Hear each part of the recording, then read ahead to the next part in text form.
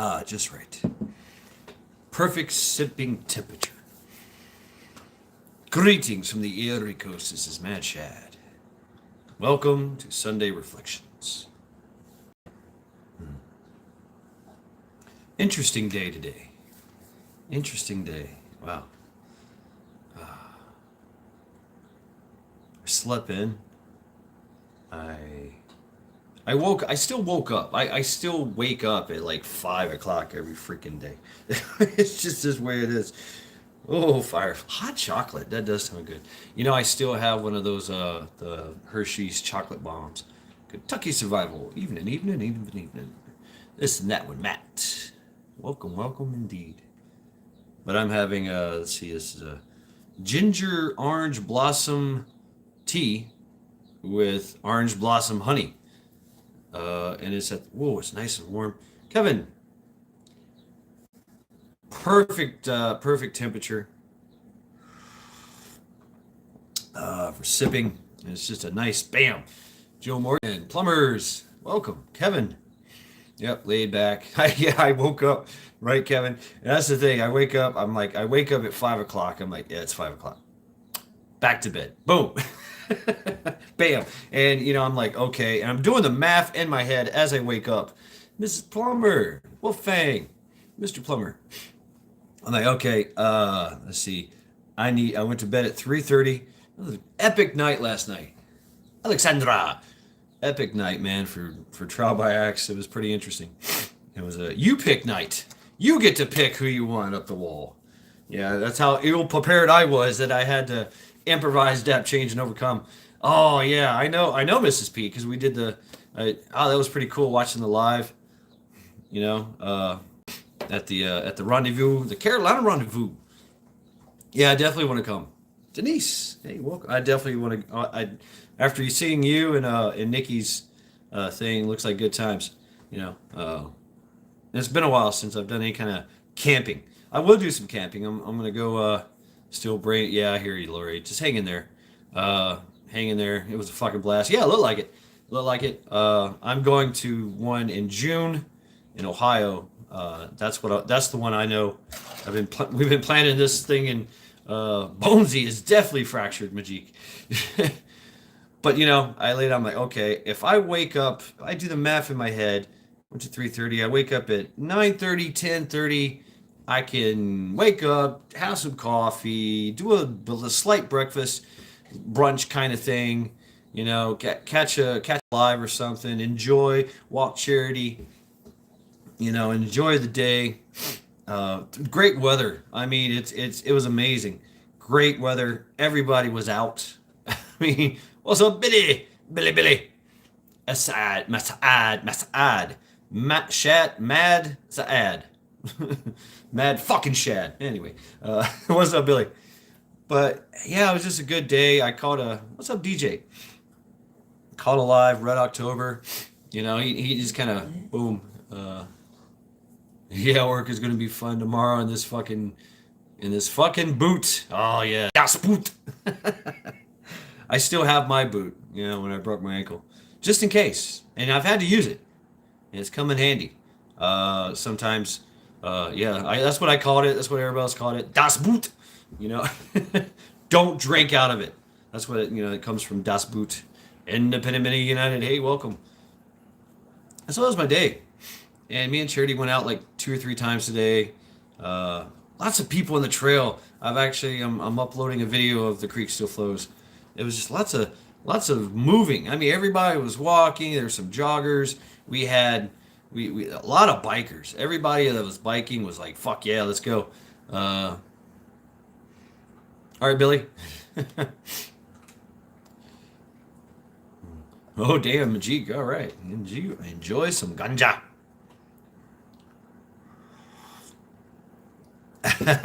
Joe, yeah. But yeah, I still got my boot, and it works. I tweaked my ankle or something. I've got a plate and some screws in it, and I tweaked it, and it was a thunderstorm, and I just threw my feet were killing me, and it was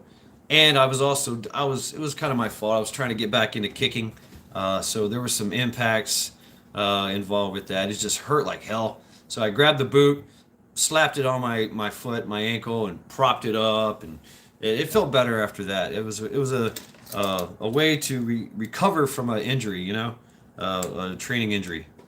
That was neat. It was good. It works. I mean, I hate ice. I do. I fucking hate ice, but it works. It does work.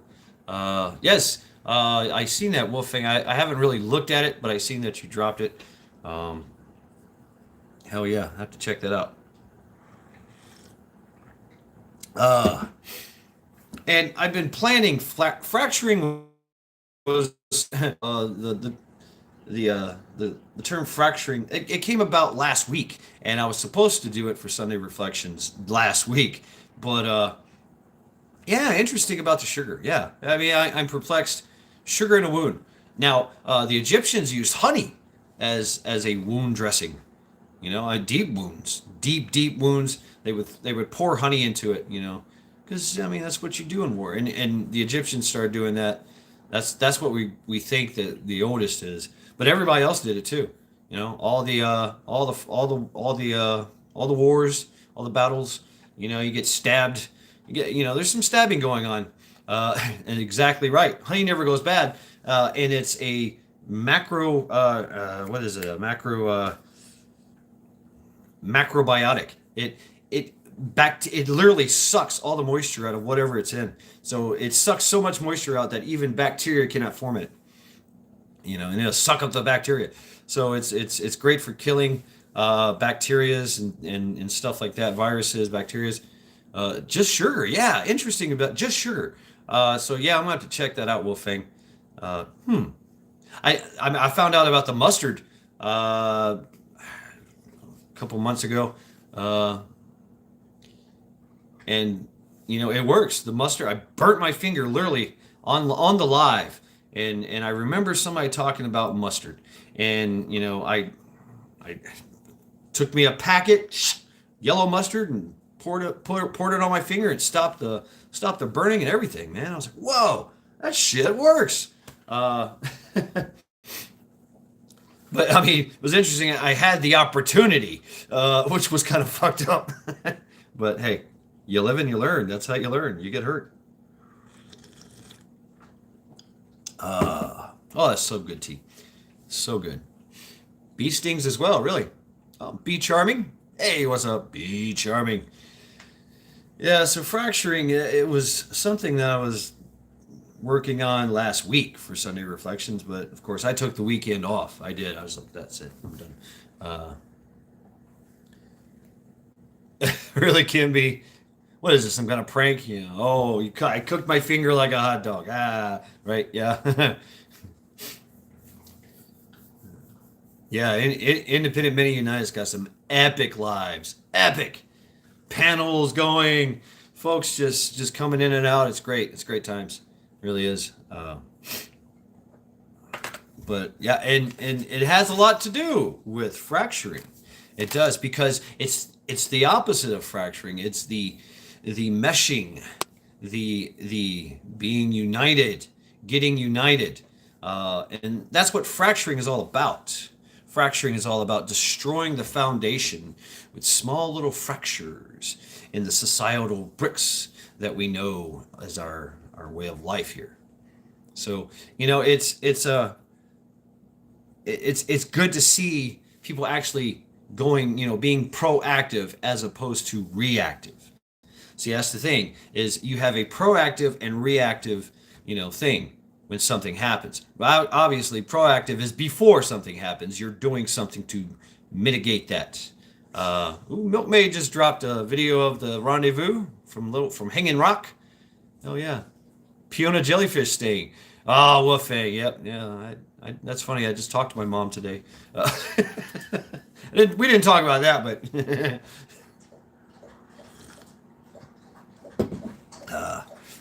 so yeah, reactive is what we're feeling. Reactive is what we're doing now.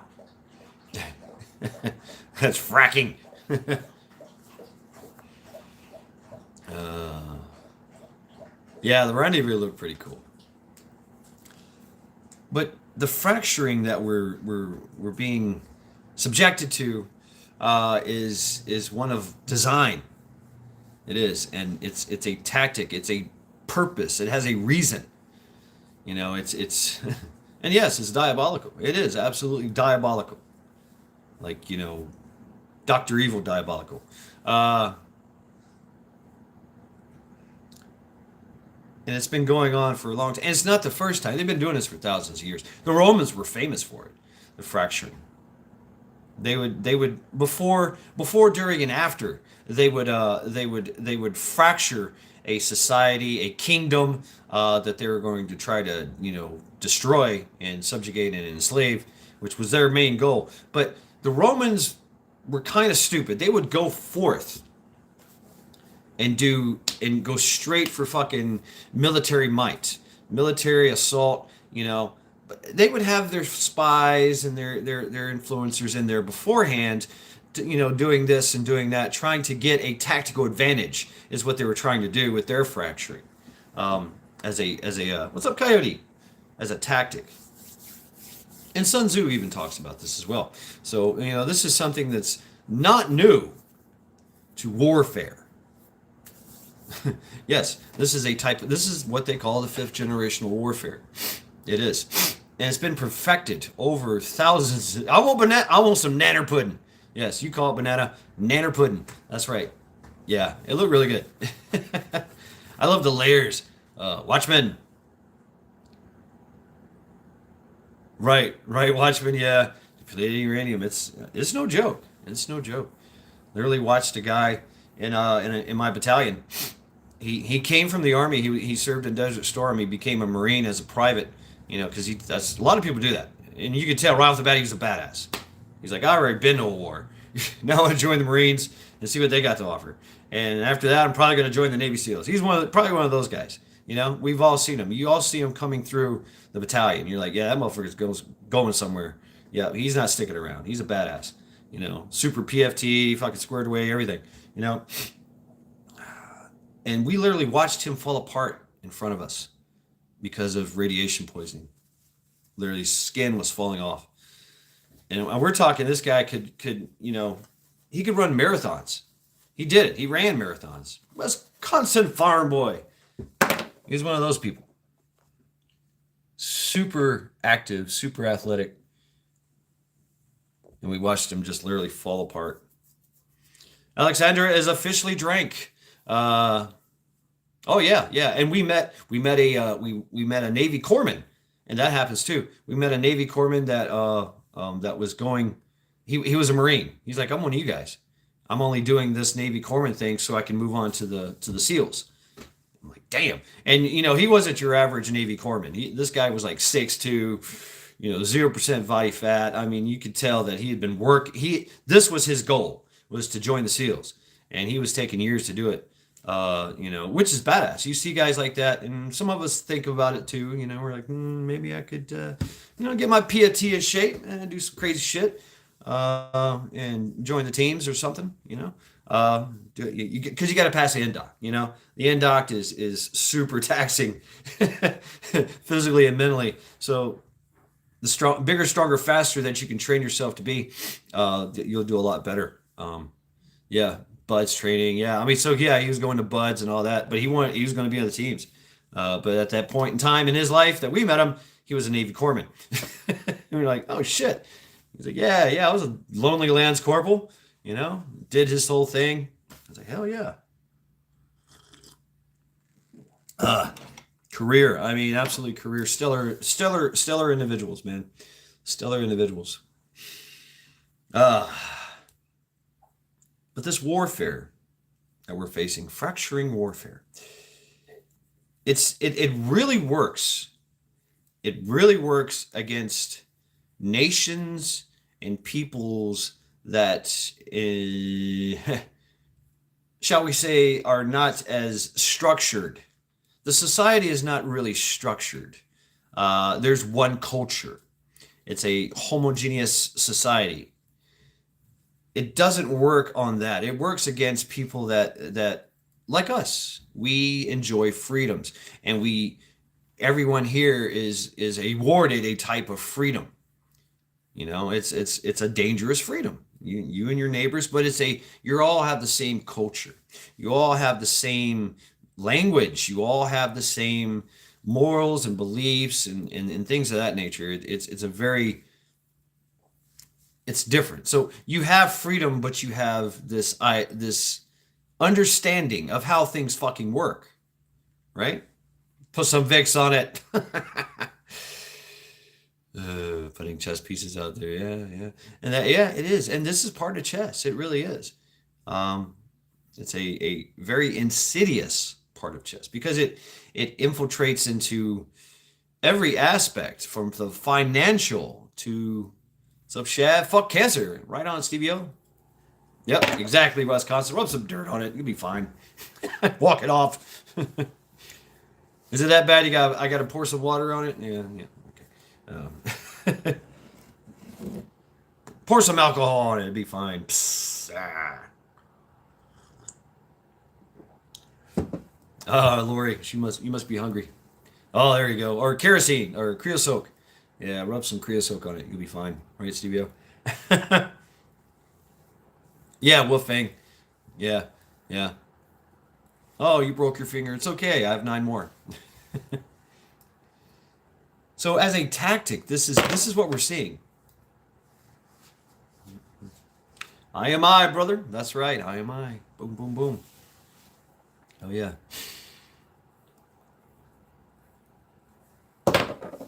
And it works. So getting back to the Romans, when they laid siege against Jerusalem.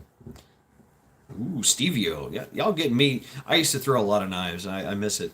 I just don't have a good place to throw it. But I miss throwing axes and knives, man. I watch Red October because he's badass. He takes it to another level. I mean, hell yeah. The Romans, they like I said, they would send their infiltrators in, and they would do their hey, there he is, there he is. Yes, cool. Red October. I mean, man, I love your setup. I love your backyard. I wish I had a backyard like that, man. Just whoosh.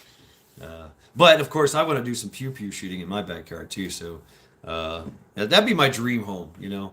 Boom. Just got targets out there everywhere. Of all kinds and everything. And then of course, I'd have my own section because I like playing with my big stuff, my swords and my spears and shit like that, swinging stuff around. So I need a lot of room. And throw some spears too. But oh yeah, pew pew. Yep. Have a range in your backyard. I'd love that so much. I would. I miss that. Hell yeah, Billy. Probably gotta defend the beef too. So yeah. So but fracturing, like I said, the Romans, they would send their infiltrators in and their conspirators and their spies and their influencers. They would send in influencers, basically like we used to drop pamphlets in Vietnam. Hey, turn yourself in, you get $250. You get your family gets a bag of rice. Here we come, gonna come blow you up. Really? Okay. It was a way of spreading hate and discontent and doubt. And it worked. It worked. Sometimes the society would freak the fuck out and go, they're going to kill us. And they would start killing themselves. Social unrest. That's the worst. That's the goal. That is the goal, is to establish social unrest by fracturing everyone in the society. Find some type of Mountain Homestead. Hey, find some type of fracture. Say there's slaves, slave owners, blacks against whites. Is there a political party that is disenfranchised by a whole bunch of other ones and would be easily exploited and weaponized? It happens, and that situation presents itself. And it happens a lot in a freer society. Because, like I said, a very structured, homogeneous one does not afford that. It doesn't allow for the dissent to run rampant. Because everybody's on the same page. Everybody has this type of understanding. Red October, yep. And yes, the more and more, if but at some point during that infiltration that Rome would be doing, because they've done this many, many times with many, many nations and many, many kingdoms, and this is how they did it. They would send them in, and at some point, the spies would get caught. The people would say no, and it'd stone you to death because you're talking bullshit. And then that's when the Romans would send in their might, their military might, and give them some scare. Like, we told you so. I'm going to punch you in the face, and wait and wait and wait. Okay, I told you so. Boom.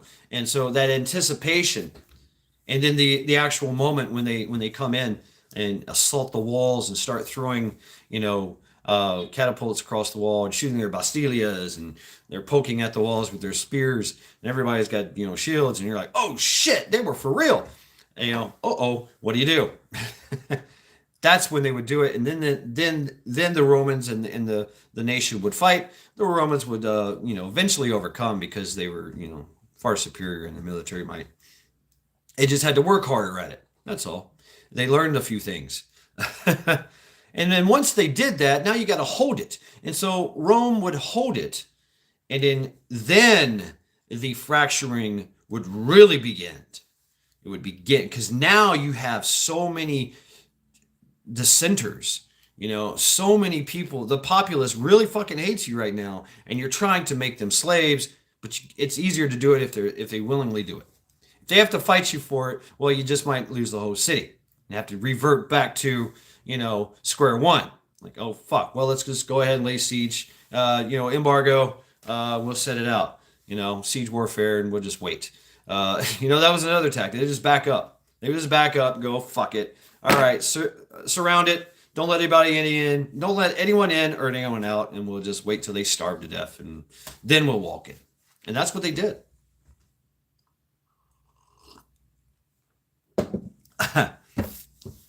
They didn't like to do that because a lot of people bug out. Hey, they lose their main goal was to enslave the people. They found it more advantageous to enslave the people and get them to work for them than to just go in there, kill everybody, and take their resources, which they're going to do anyway. They're going to take all the resources. So then the slaves have nothing. And then they move on to the next kingdom. That kingdom, where they'll either keep it or they'll just raise it to the ground and move all the slaves back to wherever they want to put them. Any number of kingdoms that need slaves, that need a workforce. Maybe somebody's putting up a brand new aqueduct. You never know. Maybe they're paving roads. I mean, that was the thing. The Romans really built stuff. Talk about build back better. Yeah, interesting, huh? Rainy, Ontario, welcome. And so they would get these dignitaries, these people that had authority and power, even religious leaders, even if there was a club, they would infiltrate these guys and create this type of dissent and get them to work for them. Now, why don't you be, we're going to make everybody slaves, but I'm going to make you the slave master. All you got to do is sign your soul away. Give us your soul, and you'll be in charge, and you'll be a part. And maybe one day you'll come to Rome and serve in the great Roman Empire. Wow, really? Yeah. So do what we say, and here's a couple pieces of gold. Here's a little bit more rice for you. Everybody else gets less, but you get more. And of course, you get to stay in the old governor's house. And so they tried this with Jerusalem. They really did. And man, did they have a fight on their hands. Wow. The Hebrews were very strong. They had already been, even before the Romans showed up, had already been conquered, reconquered. So over and over and over again, they have went forth and conquered and retaliated and did all this, military might on their own for thousands of years before the Romans even showed up to their doorstep. So the Romans didn't know that. They thought, okay, these guys are kind of badass. We've heard of you. Well, that's why we're here. We heard of you, and we heard you guys are doing well, so we want to take it. And that's what's up. What's up, Terry? But the Jews were pretty badass. Took them a long fucking time, and but they had dissension in the ranks, and Rome was able to exploit that to their advantage, of course, and they took over.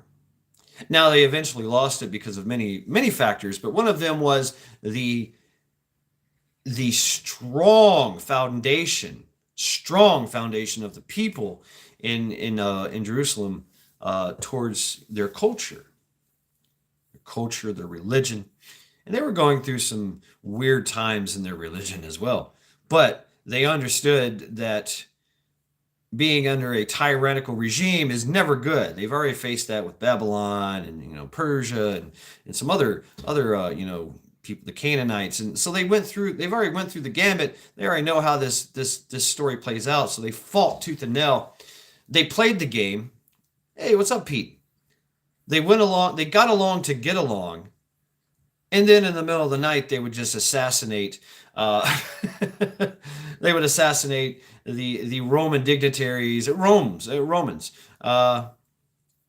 would start to assassinate the enemy and any kind of sympathizers that the enemy had fractured, right? That the Romans had fractured away. And it was like, okay, we're done here. Okay, bye. Yeah. We have that today. We're facing that today. It's been used many times. That's just one example. One fairly easy example to look at, from any standpoint, So many studies have been on it.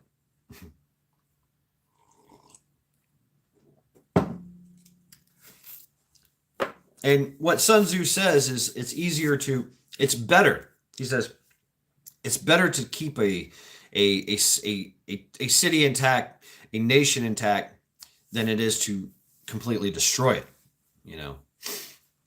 because once you want everything, you want the people's help. You want them to willingly help you, to fight for you, to do all the work for you.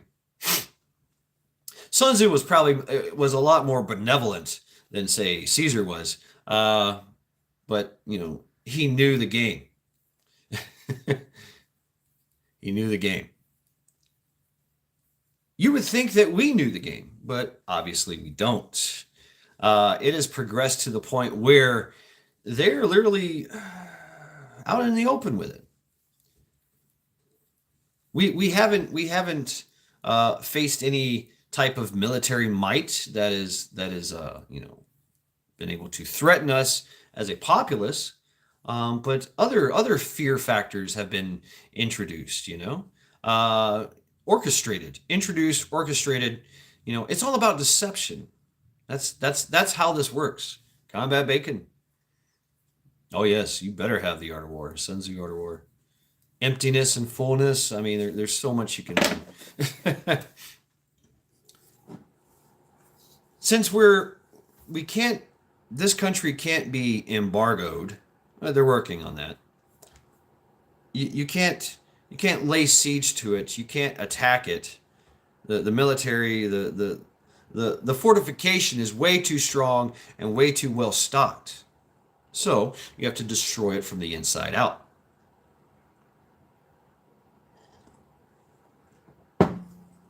How do you do that? You infect the fractures. You look for the fractures in the society, a multicultural society, especially. Fuck the rules and fuck cancer. A multicultural society with a lot of freedoms, which is what we are. Give me your tired, your poor, and your humbled masses. Right? but we had a culture. We had an American culture. Can you tell me what the American culture is now? Bendejo Gate coming soon. We are not entertained. Oh yeah, you guys hear about Philadelphia? Oh man, Philadelphia. The has been the people have been told that they should drink bottled water only because they had a massive 8,000 gallon spill of what is it called? Acrylic polymer. It's an acrylic polymer that has been accidentally, you know, put into the water supply to a tributary, and so everybody is being encouraged and urged to drink bottled water. Look into that. Yeah.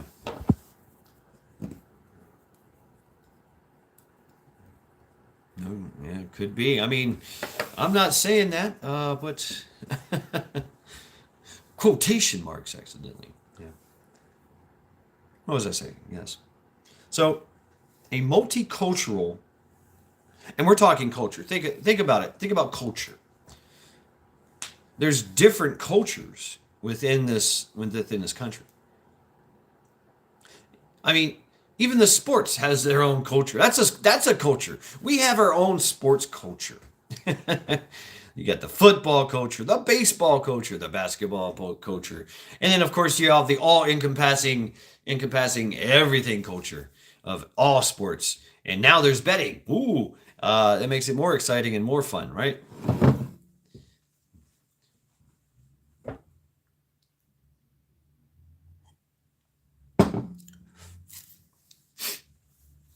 So everything can be exploited and fractured. And then the worst, of course, is the children. They come for the children.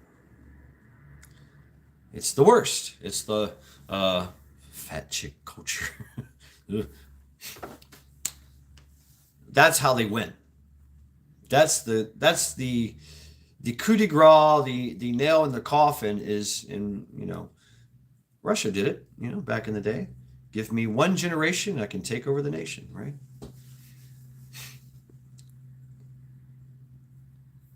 I don't know how successful it's going. There's no consensus on how many kids have been infected and radicalized, have been willingly sent to the indoctrination camps and literally re-educated. We're talking in communistic sense here. How to be re-educated. Go forth and destroy. Go forth and kill. Go forth and be perverted. Because if they can take one kid off the birthing roster, think about this.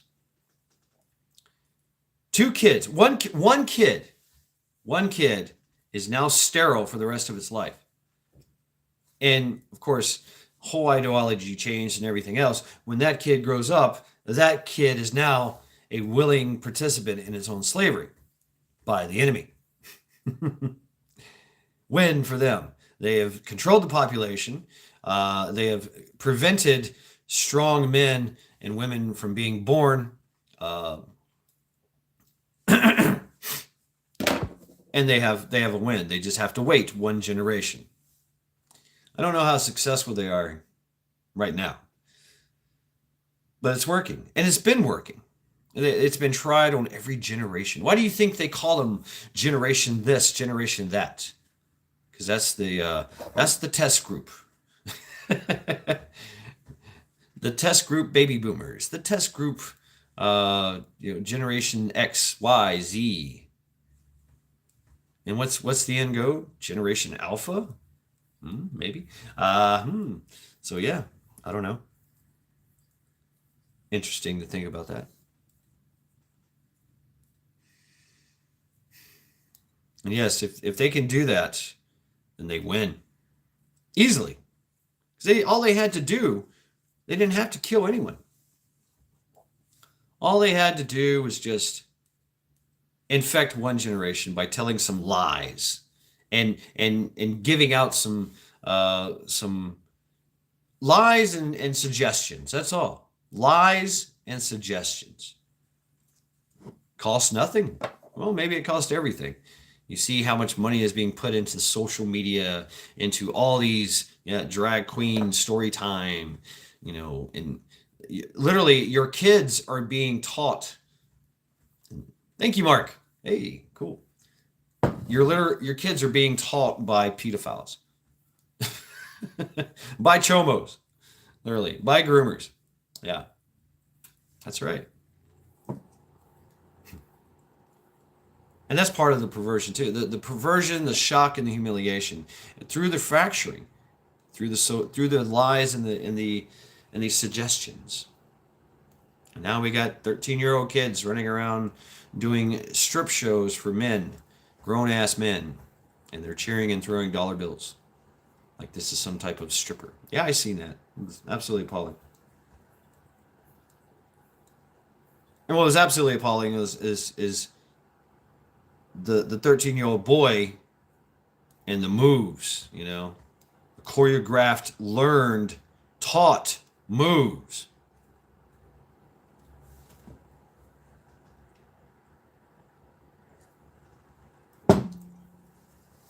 That's what grooming is. Totally. Whew. Oh, God. Fried taters. Damn. Some good tea. But a strong foundation.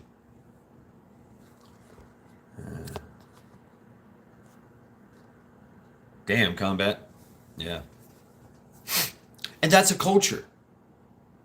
Right? That transgender culture. That gay culture. That's a culture. Easily exploited, easily manipulated, easily weaponized. All you have to do is make a group believe they are disfranchised by another group or all groups. And then bam, social unrest and all is underway. Because that's the end goal. Because if we say, hey, that's enough is enough, and rise up with pitchforks and torches and lynch every motherfucker out there, now they have a reason to up their ante. They could create a civil war just from that. That's what the goal is too. That's part of it. It's like a bonus. If you can get all the groups disenfranchised so fucking much that they hate each other so fucking much that they create a civil war. This is how you create a civil war. And it's not just, it's going on. It's been going on everywhere. Look at Afghanistan. Damn. Look at the Middle East. Anywhere in the Middle East. Everybody hates everybody. And it gets used and exploited all the time. The Chinese were great at it. They would do it. That's you look at the great wars of the Chinese states. Wow. The great wars of the Japanese states. I mean, amazing. This went on a lot. Play one side against the other. Let them destroy themselves. Right on, Alexandra. Take care of yourself. Fracturing. Fracture the society. I think of it as like a building, as a fortification. A strong combat, hell yeah. A strong foundation built into the rock. Yeah, Kentucky. Yeah. Check out. Yeah, you guys drop your links, man. Shameless plugs for everyone. And while I'm here, I'm going to go ahead and talk about this. This came from Mark. Mark, thank you very much, man. This is really fucking cool. This is really fucking cool. I feel like I've already been called Terminator with these on. But these are these came from Mark McCants. These are really, really badass. They're like ballistic shades, that are interchangeable. So I've got, all to be back to Terminator. And then I've got which are really cool, the yellow yellow low light visibility crisp things. Got those lenses. And of course, I've got a pair of clear lenses. So I've got 3 lenses with that. And the case comes with a hard case, man. Thank you very much, Mark. Very cool. That's a great little piece of gear right there. Yeah, rose colored, well, dandelion colored glasses. If you haven't used yellow lenses to shoot with, or whatever, it gives you amazing clarity. It really does. You're like, ooh, ah, ooh, ah, you know. Yes, Combat Bacon, we do, and it's called you and I, we, people, the parents, the friends, their families, everybody. That's where the foundation is. That's where the foundation is. To be able to teach their kids and show their kids, look, this is bullshit. Stick with the program. You have a strict set of rules, and you have to abide by those. That's what the foundation, the family foundation. Ace, that would be cool. Tackle, yeah, Watchmen.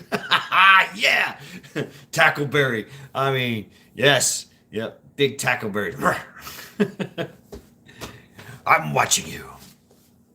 Mirrored, right? Yeah. Tackleberry was the man.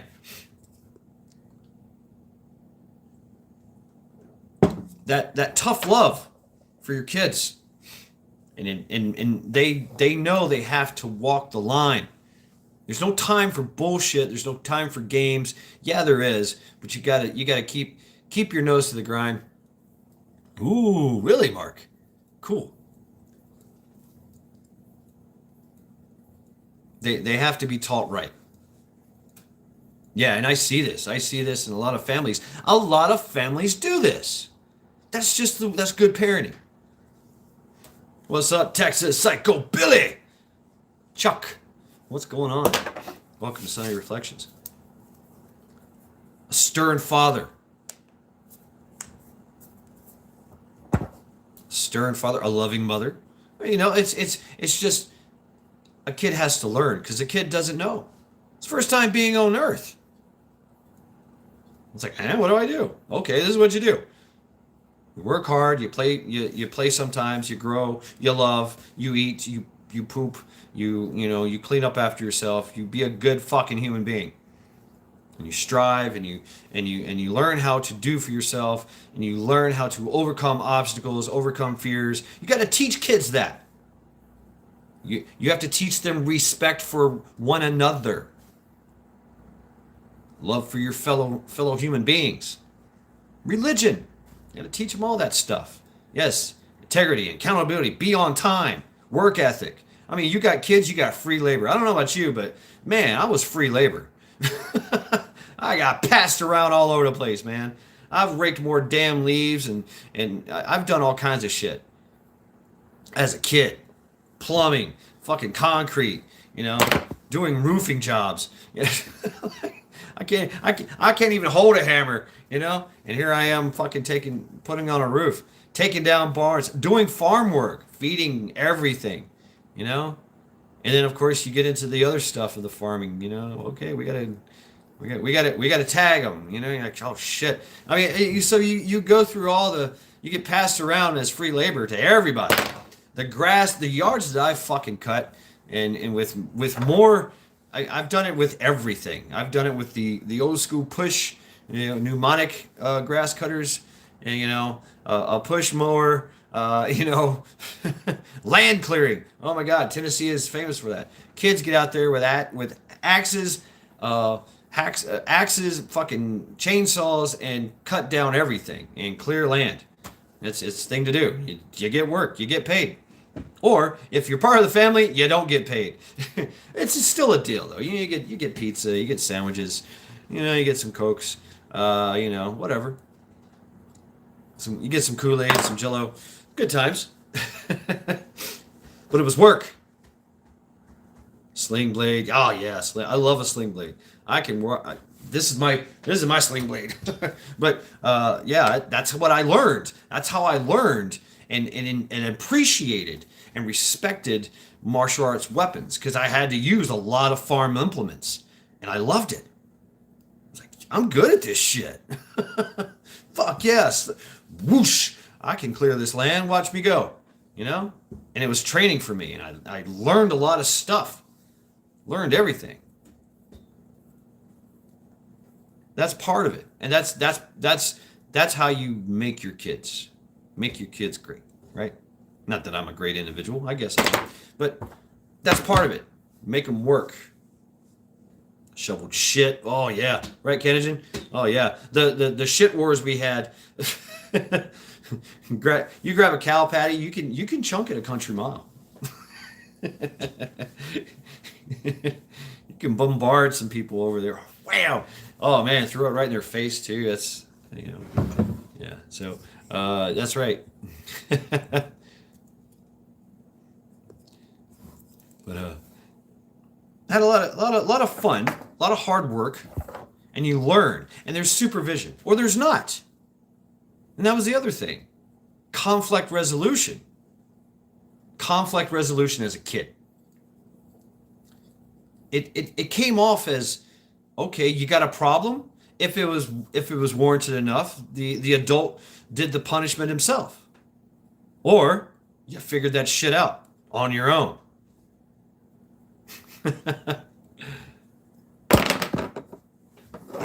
Oh, you and Johnny don't like each other. All right, well, let's go out into the pasture. You're going to punch each other in the face and duke it out until you've had enough, and then we're going to go be friends after that. Yeah. So it's an interesting way of building a foundation. You build a strong foundation with that. Teaching your kids. They grow up hard and strong. They're not afraid to get punched in the face. They're not afraid to be called bad words that hurt their feelings. I'm like, all right, whatever. Return back. All right, we're going to have an insult war here? All right, cool. Let's get some, I'm going to make you cry, motherfucker.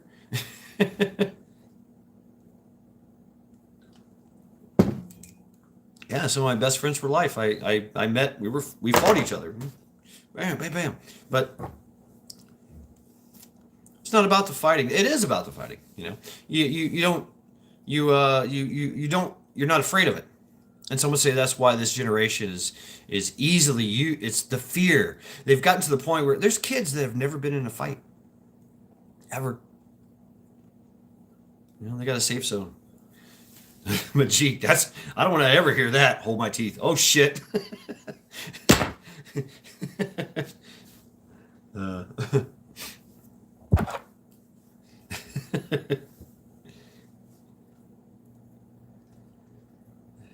And there's this you've got a support group, your family, all your family, because they all take care of each other. Of the family unit, that is the foundation of a nation. The family unit that is strong. I'm talking aunts, uncles, grandma, grandpa, all the brothers, all the sisters, all the nieces, the nephews, all of them. All knew each other, all helped each other. That was that foundation. The support group that made the foundation that supported the nation with strong men and women that were willing to fight and work, to speak up, and to non-comply. See, that's the thing. Yeah. We're so afraid. People are so afraid to not be in compliance because we're taught that from school. Got to be compliant. Got to do what the teacher says. Got to have respect. Yes, you have to have respect for authority. Of course. As a kid, yes, of course. But you also have to question it. Gardner Josh, hey, welcome. Why? And that's the fundamental part of it. Why am I agreeing to give you authority over me? Is it for some reason of my for my advantage? Is this just the way things work? Is it benevolent for me to do this?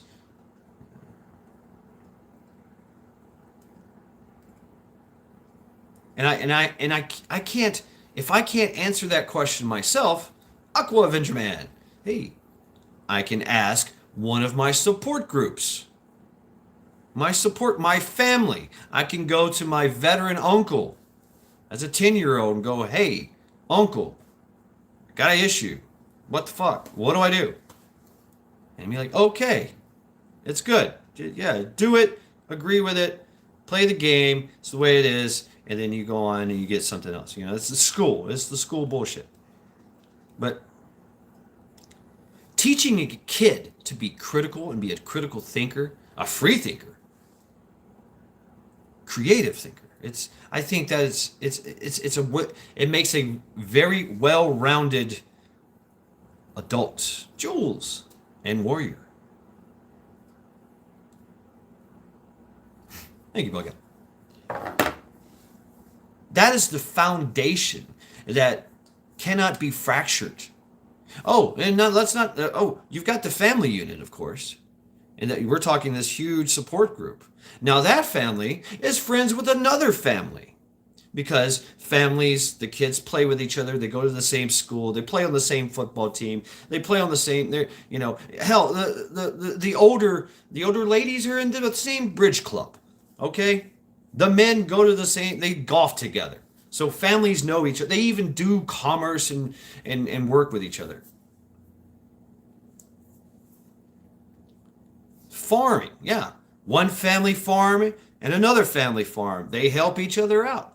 They're always running into each other at the store, at the feed store, at the tractor auctions, at the rodeos. That's where everybody came together. Man, I miss a rodeo. Red October was talking about rodeos. We had rodeos were everywhere in Tennessee back where I lived at, West Tennessee. It was a great time. It was a great time. Smelled like shit, but and exciting. I mean, you had all these rodeos. I mean, steer and bulls fucking going crazy, and you're like, fuck.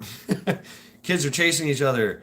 You smoke your first cigarette around the back there. You kiss little Amy on the mouth for the first time, as a 7-year-old. Ooh, all these things happen at rodeos. Yeah, warriors. Rah. Some folks call it a Kaiser blade. I call it a sling blade. Fried taters. Yeah. But that's the foundation. That's where the foundation starts to, in its own right, fracture off and become bricks, cohesive bricks with each other, with one family and this other family. Boom. Now you've got a larger foundation. Start to take structure. These families, they know more families, and everybody gets together and does things. Oh yeah, I know you. You're from the Kensington family. Okay, come on over. Yeah, you can work for us. Oh, you want to date my daughter? Well, you want to take her to the prom? Shit. All right, okay. I do know your pa. I know you. I know your family. Okay, boom, and it just continues. And conflict resolution. Families that have been friends with each other for years and enjoyed each other's beneficiary involvement. Now they're more reluctant to have a falling out. So they'll try to come to some type of agreement in whatever conflict they're having, and that's how they're working. Alice, huh? Yeah, okay, right on. That's awesome. Yeah, I have to think about that. I was saying Amy. Uh, I just threw that out there, but I think mine was Diana. Diane. Yeah, and it wasn't. It was at a. It was oddly enough. It was in front of my parents and her parents. And It was at one of these huge fucking swap meets, flea market things. My father worked in those, and the whole family went there. But anyway, yeah, it was, and it was our first kiss. It was her first kiss, my first kiss, and it felt like that they were in the cars going like this, applauding us as kids, having our first little kiss. I don't know. I don't know. This is what it kind of felt like. But because they're waiting for us, and they allowed us to say goodbye to each other. Oh. So I mean, looking, hindsight being 2020, the first kiss. I don't know. Anyway, the conflict resolution with families, more reluctant to get into some type of disagreement. Now, yeah, sure, you had the Hatfields and the McCoys. Once again, the fracture. And that's a famous one, the Hatfields and the McCoys, and we can all think about Family Feuds and where that goes. Violence and breakdown for years, if not decades. Oh, you're a Macon, fuck you. Right? Oh shit, here come the Jezekiahs. Damn it.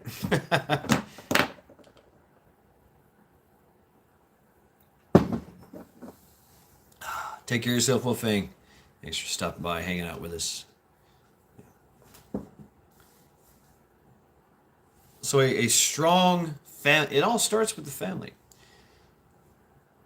And it goes over into a society. The society knows. I mean, even here in Cleveland, everybody knows everybody. Like everybody's family. The butcher's family. I'm getting to know the pastry maker's family. I mean, it's a family business. So the butcher's family. I'm like, hey, wow, cool. You get to know people. They get to know you.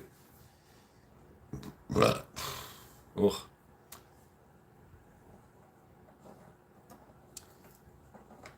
And that is the foundation.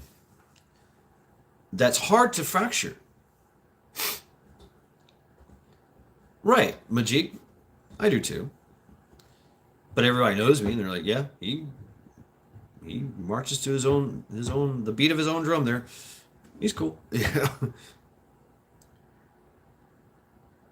Me, I like to be of, service and everything. Please come to me if you need something. Everybody already knows that. Feel better? Do I feel better? Yeah, Tracy, sure. What do you ask? Hell yeah, bully. Billy the Butcher.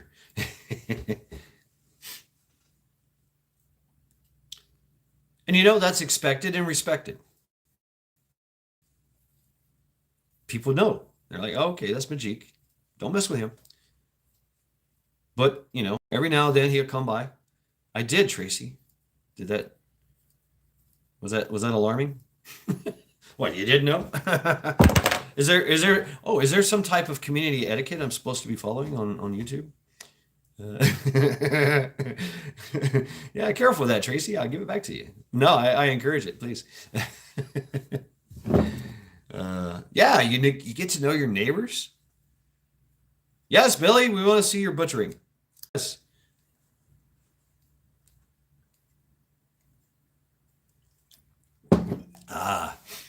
Billy does some shit. Yeah, like when he says butchering, he means like, yeah, drop the link, man. Like he does catering and shit. So we're talking massive scale. I got Bonesy. It's Bonesy. Ace is here. Ace is just here for Bonesy. You hear that, Bonesy? Ah, that's right. I got fans. I got more fans than you. Yeah, thank you. Yeah. Fracturing. Strong foundation is needed to build a community, to build a nation.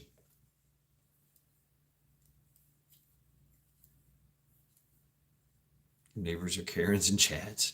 What's up, Macabus? Hey.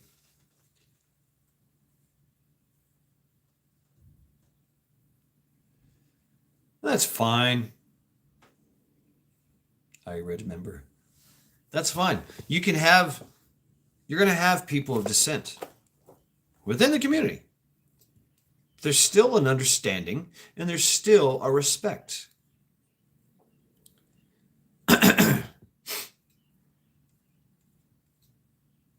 Bacon.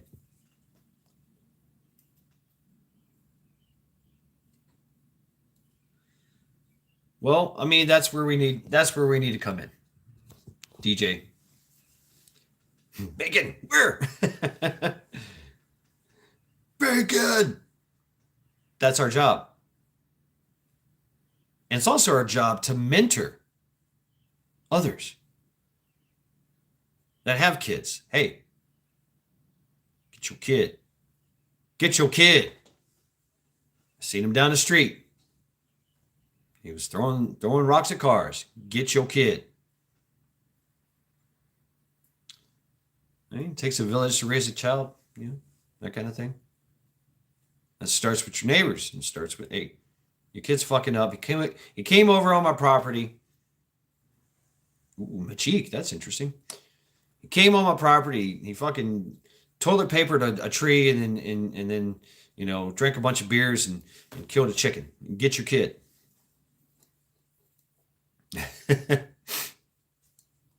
Only one question. When's the purge? Yeah. Don't want to see the purge. That's what they want. They want to see a purge. That's when they know that their job of destabilization has been done. Ooh, damn. 703 pounds. Damn, Billy. Where are you, Bill? I'd like to help. I really would. I'm serious. I'd like to help. Like, how do we butcher this thing? It's been a while for me. I'd like to get back into it. Just so I know.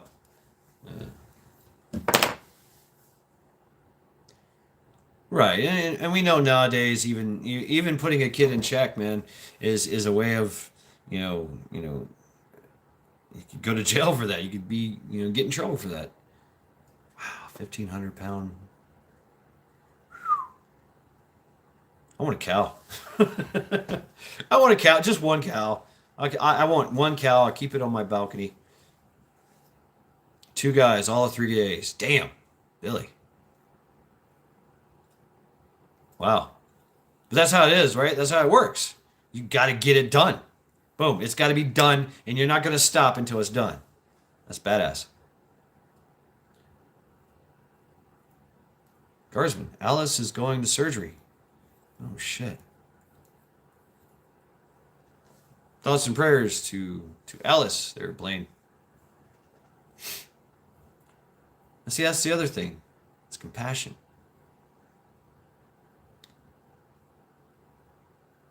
Wagyu. Damn. You guys are awesome.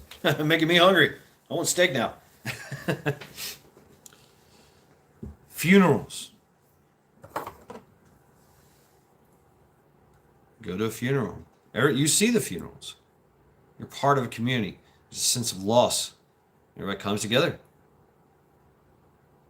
Offer support.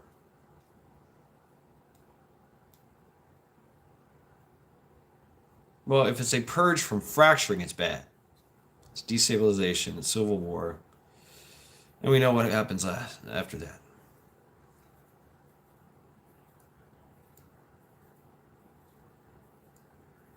Hello, Mad Shad. They want to knock my head off like Trump's head. Okay. LOC? LLCC? Okay. Welcome to Sunday Reflection. Interesting. They want to knock my head off.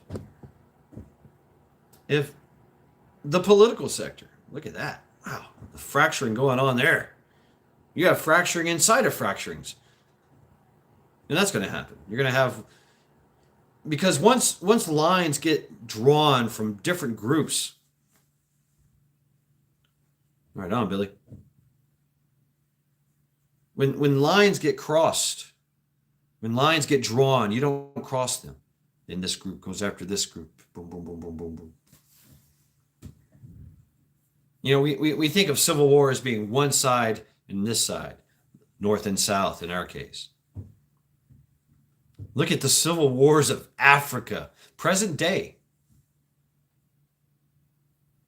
Thousands of them. There's countries that are having civil wars with each other while having another civil war with another country that's having another civil war with another country. It's like everybody's fighting everybody. It's a chain event.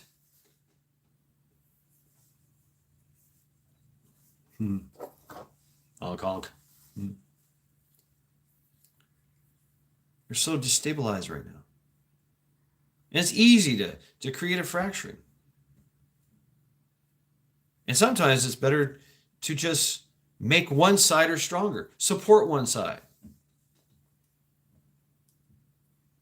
I don't think so, Maccabees. I think this one will be pretty brutal. Yeah, and exactly, that's what it is, DJ. This misdirected anger. You hear what he said about your mama? You gonna take that? If somebody, I mean, it happened. I thought it would happen in New Zealand, but in Australia, there's a woman's rights activist. You know, and she's having a video and she's playing with her zipper and she does this. She makes the sign of an OK sign, and they enticed a militant transgender protest group to attack her during one of her events, and she literally had to escape, emergency runaway with people guarding her and stuff. While this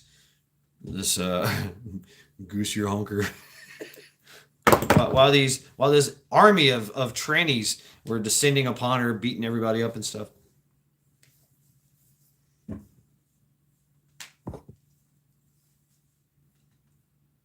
That's true, LLCC. Yeah. And who's to say they're not the ones doing it? China has been well known to do it. Russia wrote the fucking books on it. Matter of fact, we have one of their guys that defected and said, yeah, this is their plan. It's a very inexpensive way to take over a country. It's literally a military tactic.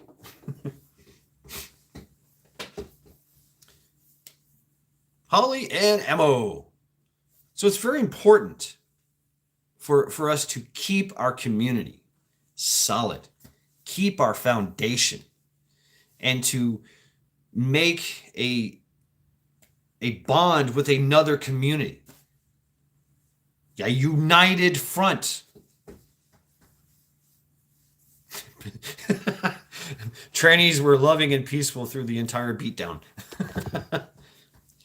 Yeah, they were calling him something. I forgot what they were calling it. Some signs, and they were going, "Oi, oi, oi!"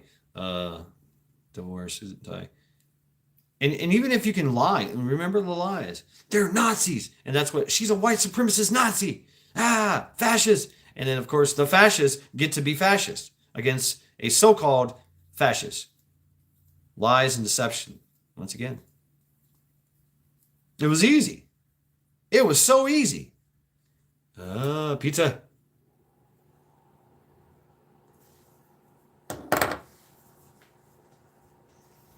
Eric, I don't know. All you need to do is just find a group, get them pissed off at another group, disenfranchised, give them some pipe bombs and some guns, you know, there you go.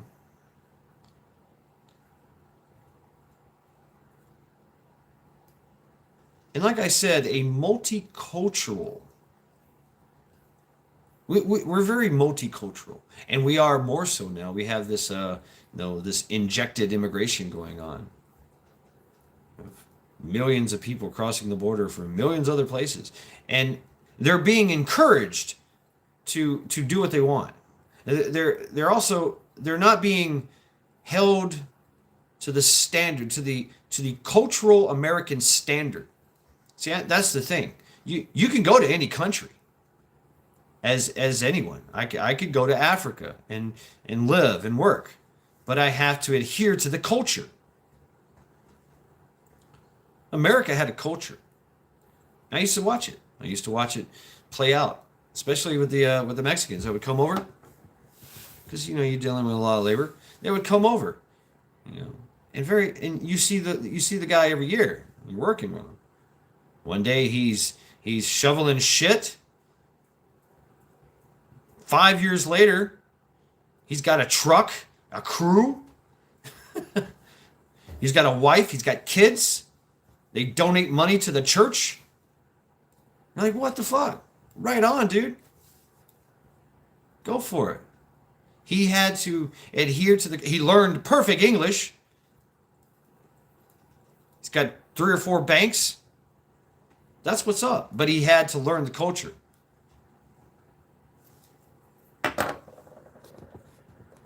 And with his advantage, he has a whole bunch of people that he can bring in. This is my brother, Juan. Just got off the boat, doesn't speak a lick of English. I'm going to work him like a dog and I'm going to pay him well.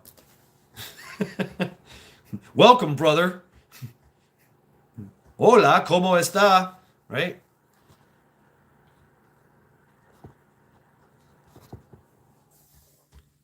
Say hi to the guy's lawn you're cutting. Hello, sir. You know? I love seeing that. Success story. Put in the hard work and the dedication, and now he's providing for the community. Now everybody just gets paid to do nothing. See?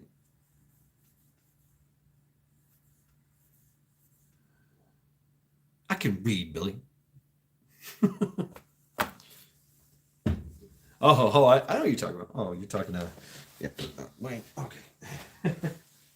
Oi. So it's very important. It's very important to keep that foundation, the cultural standards. Every country I've ever been to, multiple languages and from overseas, those are red flags for something else going on. Yeah, I mean, come on, you look at all these different, it's I'm gonna call it what it is. It's called replacement migration. You literally put your own army in there. And all you got to do is tell them one thing: enrich this group, and this group will destroy that group, or enslave that group, or to have that group work for you. Next thing you know, you got all the groups working for you. Do what you want. They're all fighting age males. Oh, one of them really, really smart. Hey, let's make him a fucking supervisor somewhere. Oh shit, now he's in political office. Oh shit. Wow, it's a win-win situation. They can just keep getting more and more and more. Getting deeper in there. And all they have to do is just lie, suggest, back one group more.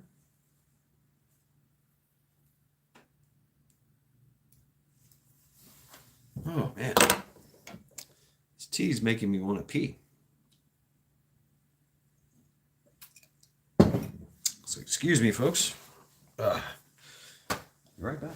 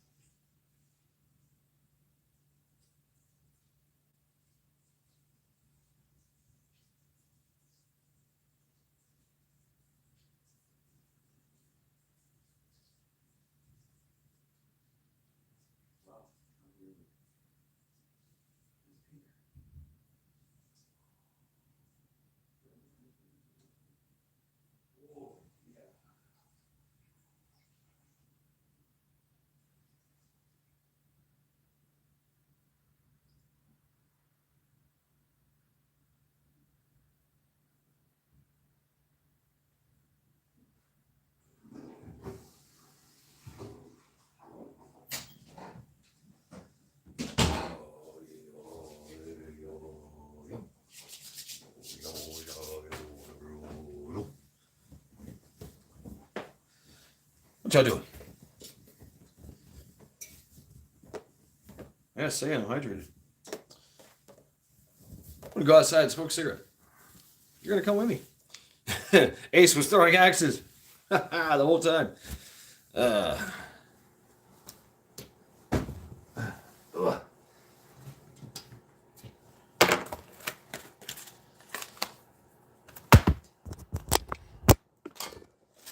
I am a poet, and I do know it. Because I've wrote it. And I showed it. Sometimes I get to hold it. Ugh. Don't fold it. You might hoid it.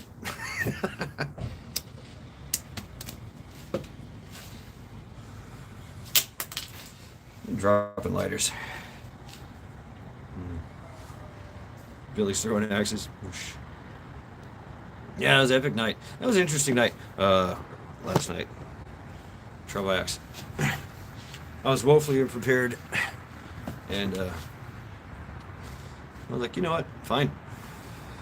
I'll just draw a blank person up there, and everybody just kind of made up their own people of who they wanted on the board. It's pretty neat. Worked out pretty good.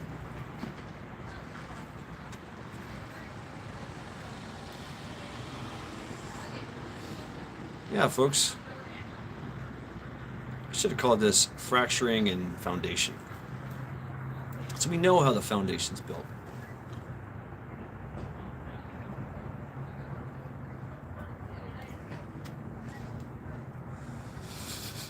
No, but everybody's throwing axes. Nice. Headshot. Headshot.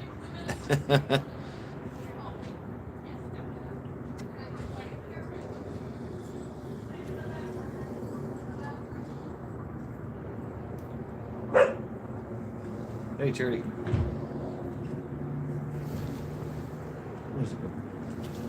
Are we all secure? Okay.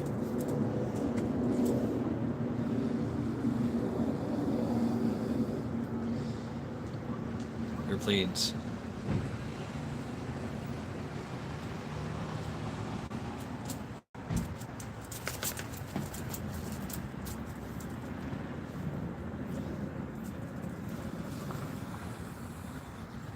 Combat bacon. Ooh, black cherries. Dark wildflower honey. Wow. I bet it has like a kind of a smoky taste to it. Darkness. Dark wildflower honey.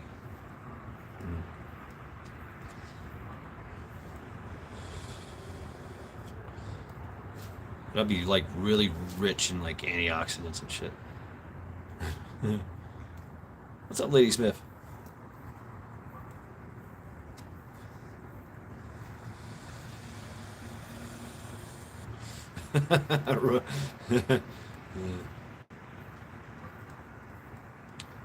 Yeah, DJ, I mean, really, it's our fault.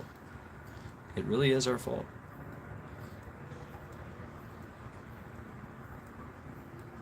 We have to take an active role in education.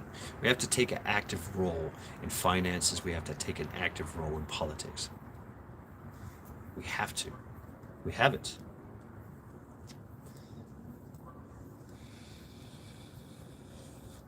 We have to take an active role. Everything in our country. Really? Working hard. The yeast is working hard. Damn. Purple Chick. What's up, Purple Chick? Yeah, I'm on my first smoke break. Been going for like an hour now. An hour and 20 minutes.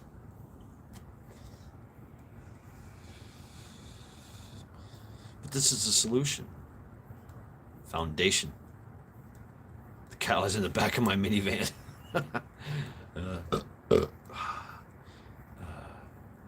Or the rooster, the bullfighter. Oh shit. We've been fighting rooster, bulls there, brother rooster. Oh shit. Billy will take care of him. He's got a minivan full of all kinds of tools. Ooh, Lori got the hot chocolate. All right.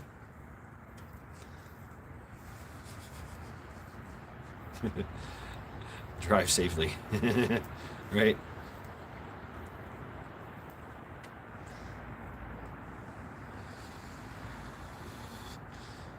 My mom has to. She has to get ready for a renovation of her apartment, and she's like freaking out. It's like, Mom, all you need is two strong fucking high school students and a dolly. You give them $100 a piece, buy some pizza, and there you go. Done. They'll be done in an hour.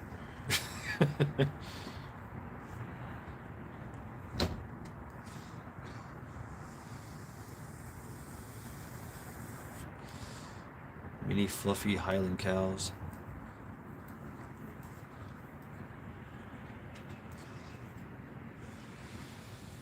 Wow, purple chick. Yeah. It's a lot of work, huh? Yeah.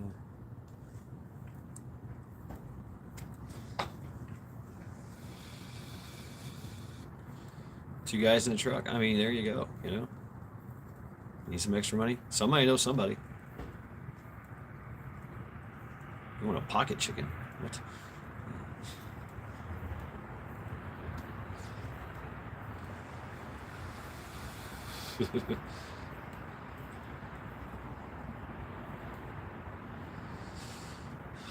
Strong fathers make strong sons and daughters.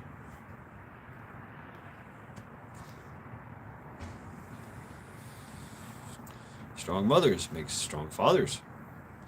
Make strong sons and daughters. Carpenter. Hey, ahoy. Arg. Arg.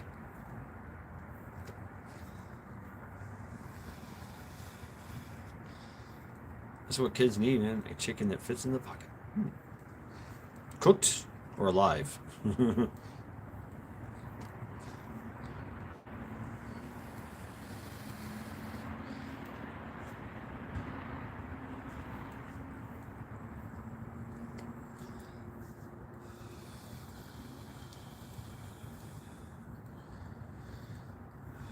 So yeah, I say if you've got you want a live pocket chicken. Oh shit. If you know kids that need work, give them work. I remember one of my nieces. She was going on a big road trip. I think she was going to Washington D.C. or something. But she was like 14 years old, and she needed like $50. And I said, "You clean my car inside and out. I'll give you $50." And she fucking cleaned the hell out of that car. Teach them how to use it. I still have pet rocks everywhere, and I know how to use them.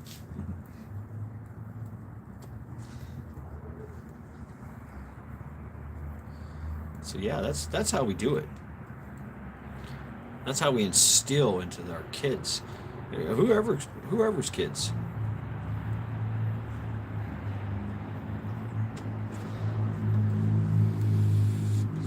I remember a farm. I don't remember whose farm I went to bale hay when I was 16 years old. I have no fucking clue, but I made $100. Damn, that was easy. It wasn't really, but it's hard work. It was fun. 16 years old, trying to be a Billy badass. What's up, Jordy? Wow, Jordy. Of course. I know. It's coming. Yes, your pound of flesh. Your pound of flesh. Pound of flesh. Well, I gotta get it first. I gotta cut it and all this shit. What? Yes, Billy is a badass. He's a Billy badass. Yeah.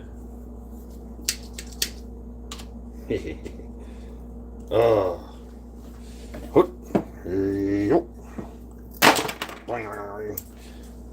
All right, here we go.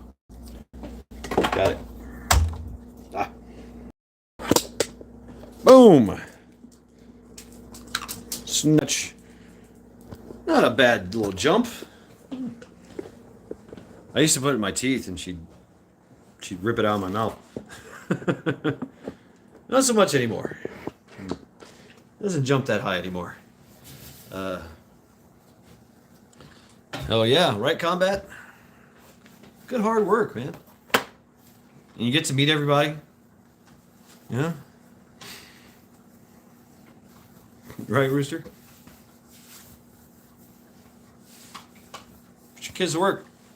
Put the neighborhood kids to work. Thank you very much, Bug Out. Have a good night.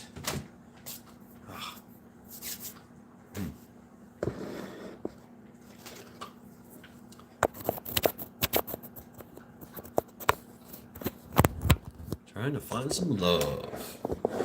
Right? And it starts with your family, too. You know, start with your family. You got nieces and nephews. Put them to work. Do it. What's up, book?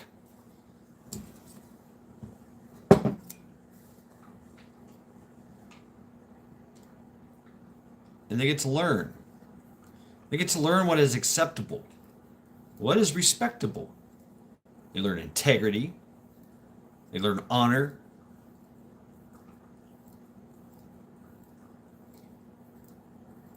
Oh, sorry to hear that, book. Stomach bug.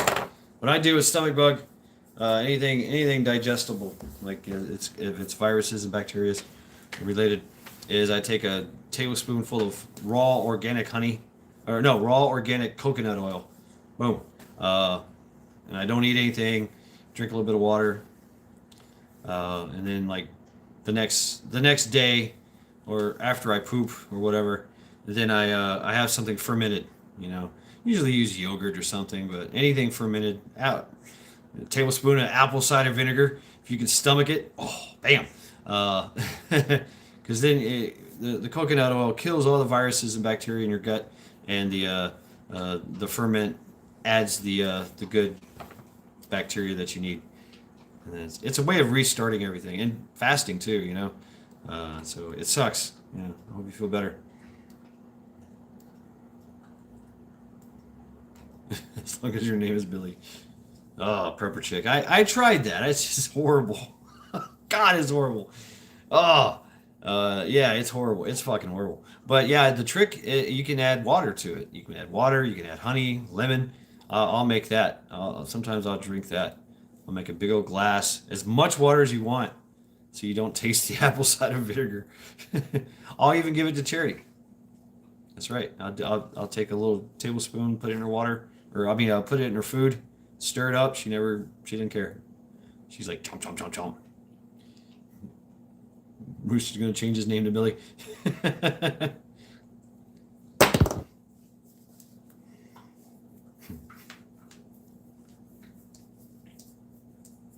She learned so much, and the kids learn so much. Uh, Little shots of it, yeah, yeah. I might do that. I might do that in the morning. Yeah, I want my coffee. Woo, cayenne pepper. No shit. Yeah, it does.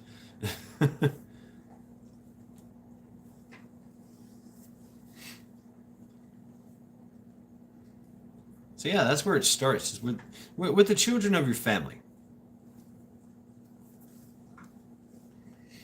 I love pickle juice. I do. Really do. Anything that gives me that tick tick tick.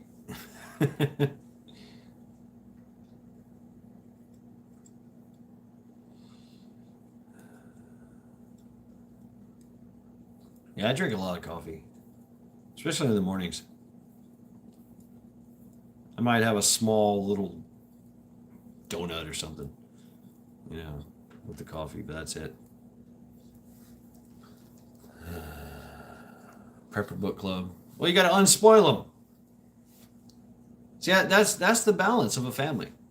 Yeah, they get spoiled over here, but over here they got to work. You know, it's like, oh fuck, I got to go over here. Damn. But I get to see, my cousin, and get to hang out, and he's got some cool toys. But yeah, I gotta work. Damn. Carbonated pickle. Wow, really, Carpenter. Ew. Interesting. Diesel Brewing. Carbonated pickle juice. Interesting beer. Pickle champagne. It'd be fun if you had me up. Oh, yeah. I'm not that advanced. Every time you try, Billy, you can't get up. I don't know. What the fuck, man? I don't have the live stream. What do you call that thing? Restream, StreamYard. It does for me, DJ. I can only drink it in the mornings, maybe in the afternoons, but at night, can't do it. I'll be up for 3 o'clock in the morning.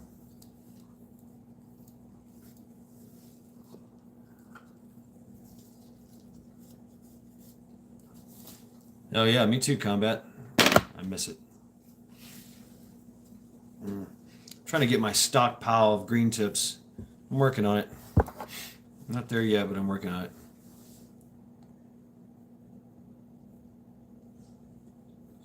Oh yeah, Billy. Right on. Was it good, Charity? Yeah. Good to go?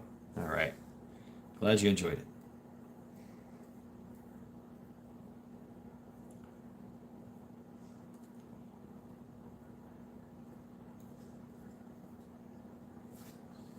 Finally sighted in my new build this last week. Right on. Right on, Carpenter.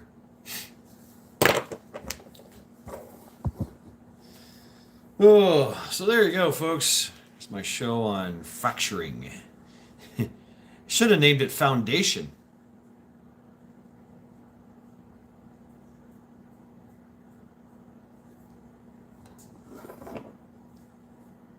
It kind of calms me down a little bit. Fuck cancer. Go Team Linda. That's right. Go Team Linda. Fuck cancer. I gotta go see her soon. Yeah, it does. Yeah. I used to be addicted to green tea, black tea, oolong tea. I said it right? Yeah. Oolong. Oolong. Oolong is very strong. Oh, man. That's just like liquid crack. I made that and I put honey in it.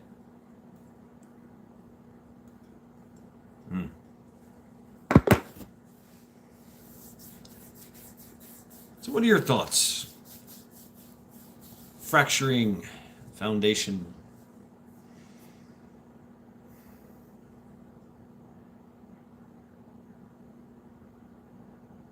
DJ. Parasites. Yeah. It's the insidious nature of the parasite.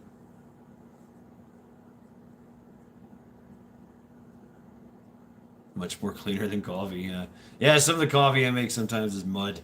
It's like, you just want to switch it up sometimes. Yeah.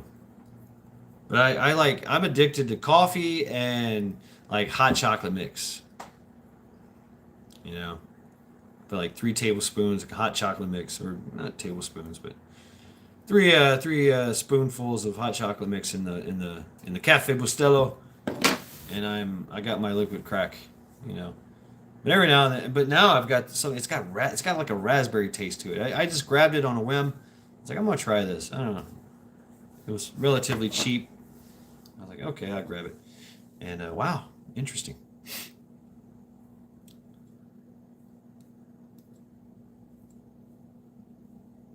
Yeah, I drink a lot of tea, a lot of green tea and honey.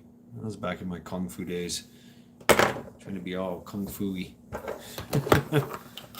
Kung fu-y and feng shui. Now it's coffee. Coffee. Every now and then, a little bit of tea. I like the tea. Skull. KP Heathen. What's going on?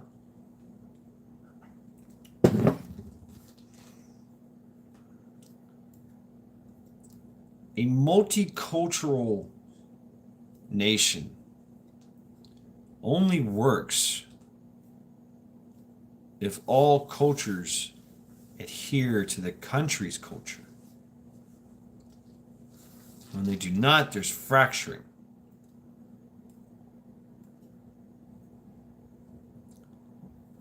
KP Heathen, I mean, he's making a Viking themed table. It's got a big sigil on it. Forgot what this guy's. Is it It's the helm of woe sigil, or better, or otherwise known as the compass. Uh, ooh, beef jerky in London broil. Norse go brah, brah, brah. But you've seen that. You've seen that with the Vikings. In the Viking Age, there was such a culture, such a strong culture. They allowed no outside influences whatsoever, except for one. And it destroyed them. One outside influence came in to the Viking culture, to the Norse culture, and fractured them so bad it has never been fixed. And that is Christianity.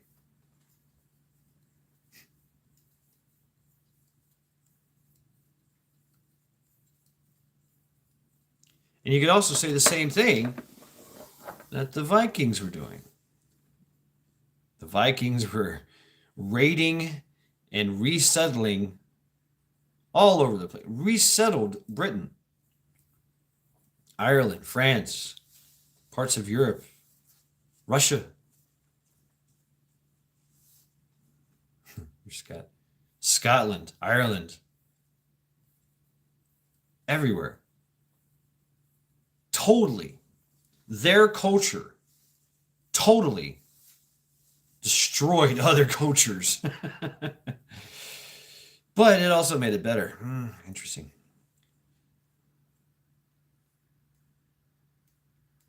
That's the long-term effects. It happens way on down the line. It's generations upon generations. Oh yeah, KP Heathen. I think I have it right here. Yeah. This thing. Yeah. There you go.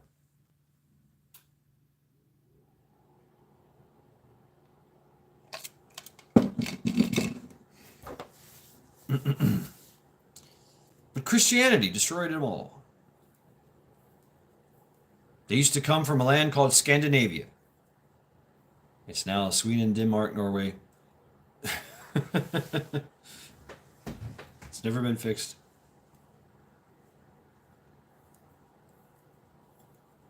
Fracturing happened thousands of years ago. It's never been fixed. But you could say Christianity made it better. Interesting. So the Vikings versus the Jews? Yeah, that is interesting, huh, combat? I mean, it's, but I mean, I'm not. What do you call that? Icier,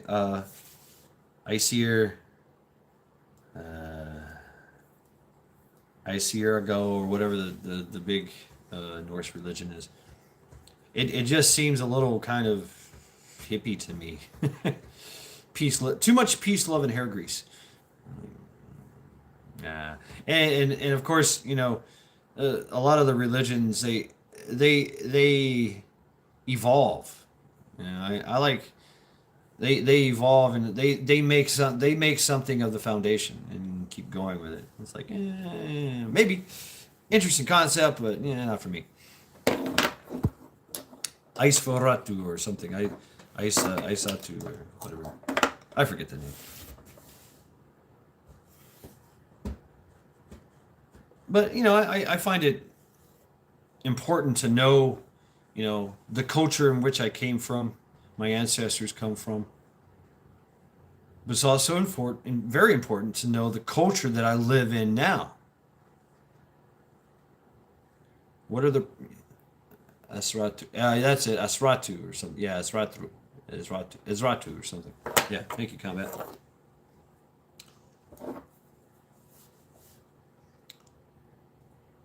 Because it's a lot of splinters off of that too. They claim to know the truth, and it's the origin, the truth, and we just don't. We don't know how Norse practice their religion. We don't know. we have some clues. You know, the Norse didn't really keep a lot of records.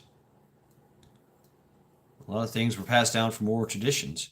But the Christians came in and said, no, no, no, no, no. That's not good. That's illegal. That is naughty in the sight of the Lord. Happy birthday, girls. Got some girls. All right, bug out. Cool. So one culture destroyed another culture. And that culture was a splinter of another culture.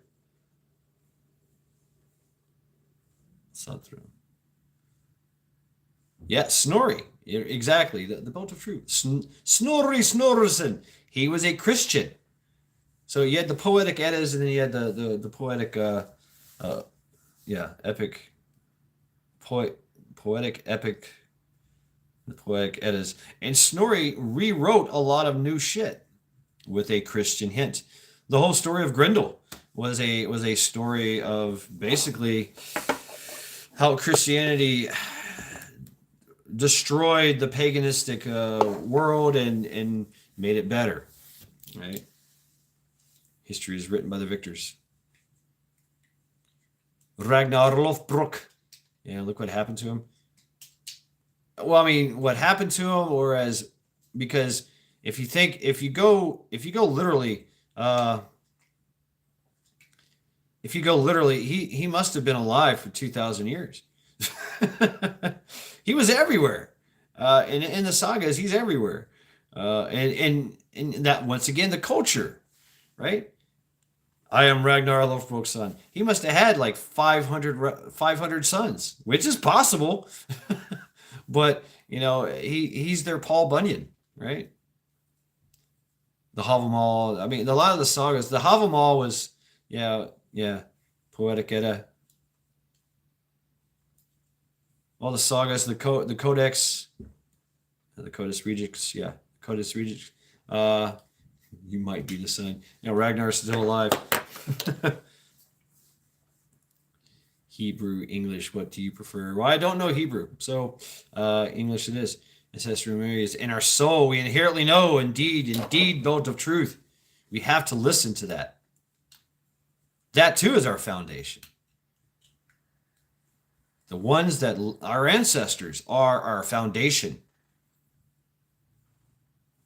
They put in the hard work, the dedication, the sacrifice to make our lives better. We've been living on that.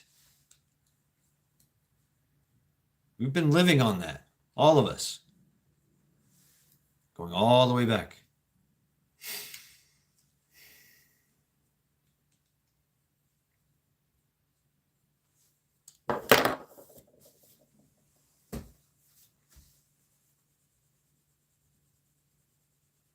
What? Hebrew?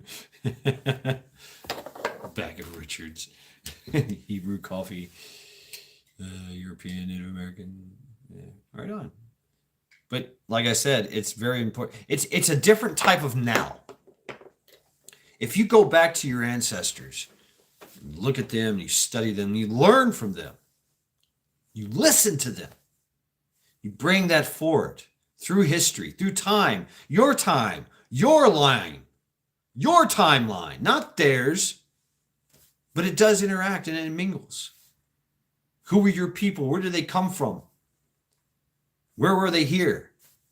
Where did you come from? It gives you a different now, a different sense of now, going all the way back to your ancestors, and you honor them. And you are expected to uphold the standards that they set.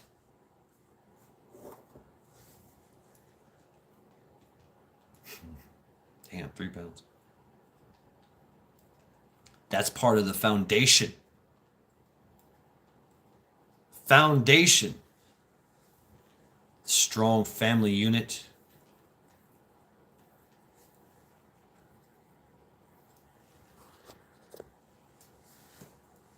Son that fathers give to their sons and their daughters.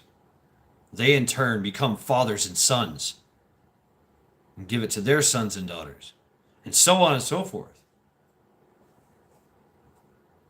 foundation continues. The standards continue, and the standards rise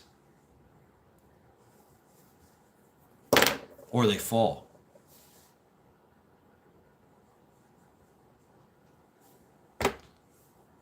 I hope this country doesn't fall. I really do.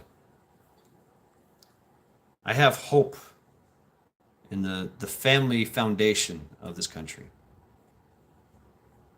Let's see my video that I dropped. I kind of touched on it. All these families out here, millions of them.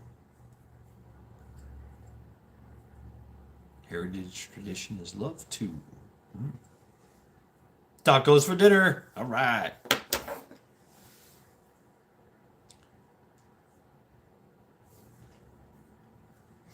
But we have to be active. We have to be active in our family. We have to be active in our community, which is made up of many families. That community has to be active in the other communities. And those communities have to be active in our local governments, our local corporations, our local businesses, our local financial, our local education. And then on into our government, our state, our federal. That's where we failed.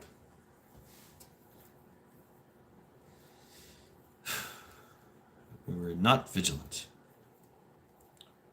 But maybe we will be. It's a give and a take. It's like playing tug of rope. Do it, Billy. That'd be awesome. I do have to go to bed here soon, but you can always watch the replays.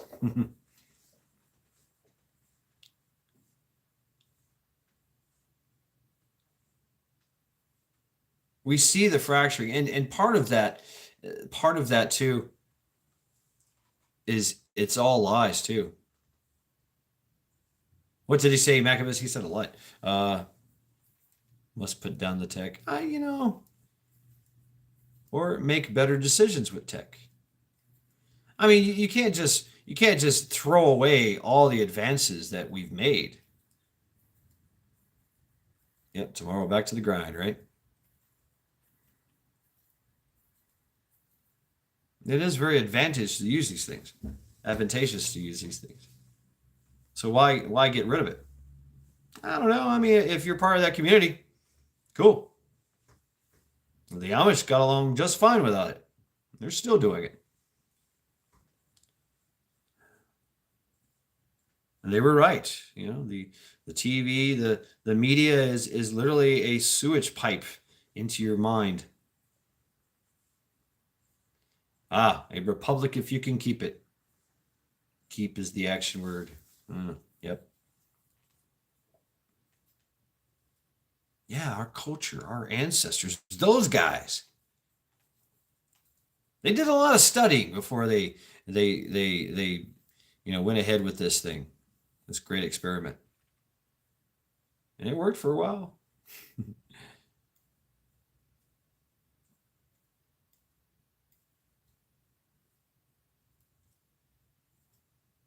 Agreed. DJ, Ken, sure, yes. You can also make a living out of it. You can make innovations to it. That's happening all the time. Wow, that's amazing. But once again, moral standards. To understand that, you all sleep. That's true. We do. That's the very true statement, Billy. We do all sleep, yes.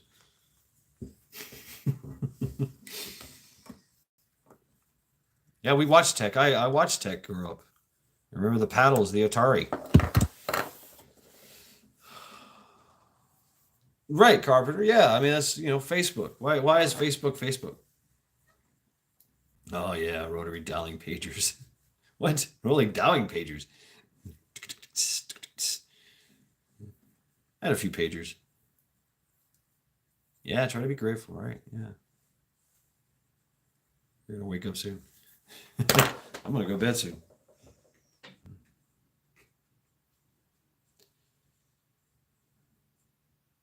Yep. I always had money in my pocket to call my mom. She made sure I had that money in my pocket. Some change. Couldn't get rid of it. Couldn't spend it. Had to stay in my pocket. So I could call her and she could know what, something happened. Yep. That was the plan for the payphone. Nowadays, it's just speed dial. Call mom. You don't even have to call mom. Hey, mom, help.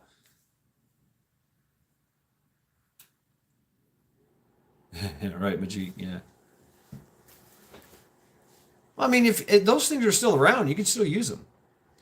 There's just so much more better, awesomer stuff if you want it. More features, more choices.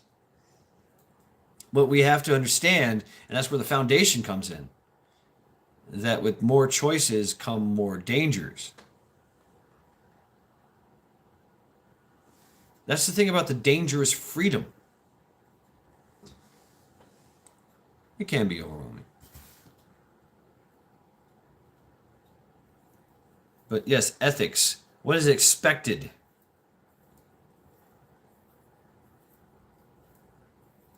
Right, really combat. Hell yeah.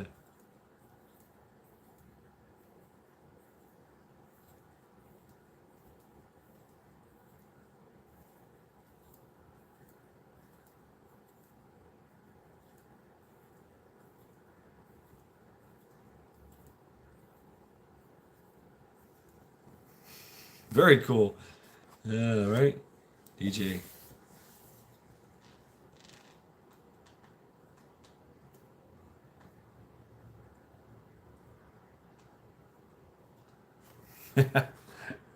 Stevie O, yeah, right?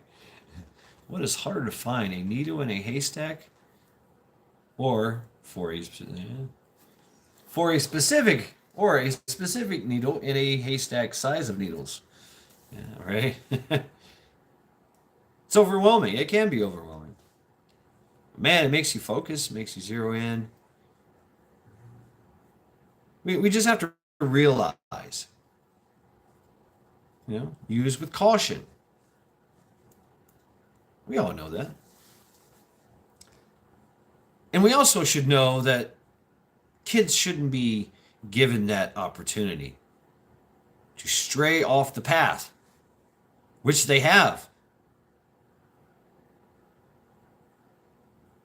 And times have changed, yes. Things are more dangerous for kids, a lot more dangerous for kids. What's up, Tiger? Cool. Just came back from the property, huh? Hope it was a good survey. Or to use a different size of needle. Creative solution. But the kids have to stay on a certain path.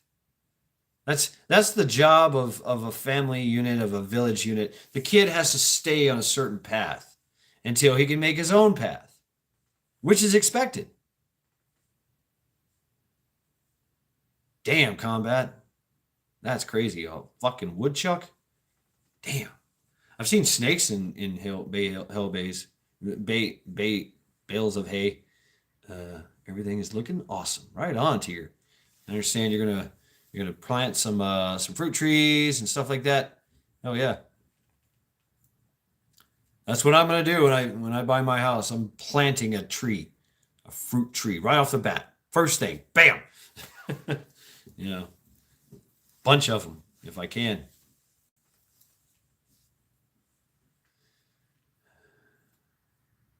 Get some kids in the neighborhood, pay them like $100, dig this hole, put that tree in there, and guaranteed that you can come and get an apple from it anytime you wish. It's your tree. You planted the damn thing. It's just on my land. Bam. Sense of pride, too. They get to watch it grow as they grow.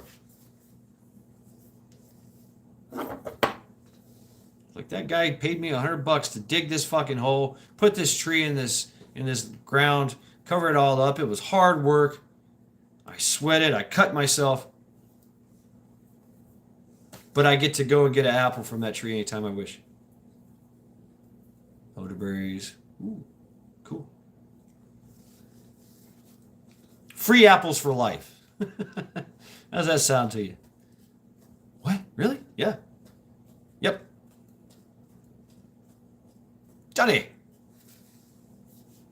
So that's what we can do. Peaches, apples, cherries, plums. Hell yeah. I just got to figure out what grows what grows good around here. I don't know. All eaten by jam, peach, berry, apple. Oh man. Hell yeah.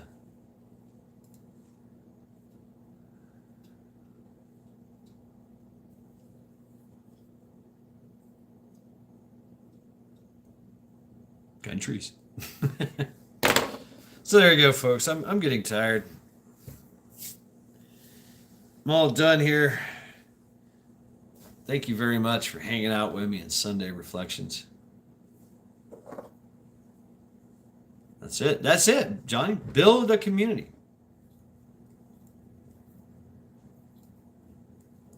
Build a community, plant trees, plant seeds. The seeds will grow in those kids.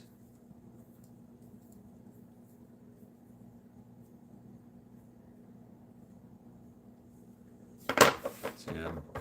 Peach, apple, pear, pecan, elderberry, and blueberry. Damn. I'd love to plant all that, but gotta wait till the market crash. I gotta wait till everything gets worse before I can make it better. I like trees. I like trees too.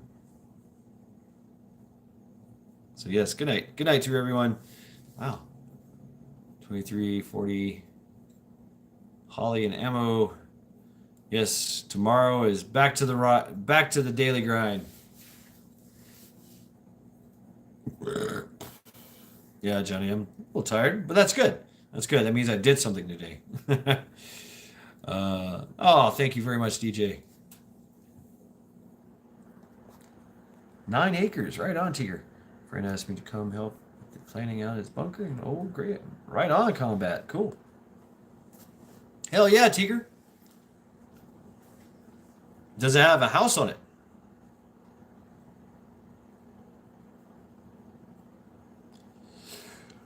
Good night to you, Billy. Good night to you, Joe. Good night to you, Majik. I used to be, and I still can be. Good night, Prepper Chick. Have a good week. Oh, Prepper Chick, I think they have other plans for me. Yes, indeed. It's going to be a hell of a damn week. Rooster, good night. Good night to you, Firefly Farms, Tiger. Oh, it's raw land. Okay, Will. Okay, Majik. Yes, good night to you all. Have a good night. It's time to put some work in. Time to rest up. Rest, relaxation, recuperation, and reflection. That's what Sunday is for me. A little bit of work here. I did some work and stuff. Oh yeah, there's Melanie. Bake a leg and let's dig it. She does a live right at 9 o'clock. That's why I know it's 9 o'clock. It's my bedtime. Stay smart and mad. Right on. You too, Majik. Thank you. KP Heathen. Hell yeah. Relaxing walk in the woods. I try to do it. More drinks, damn it. All right, folks. Mad Shad, thank you very much for hanging out with me in Sunday Reflections. Have a good night and have a good week. Take care.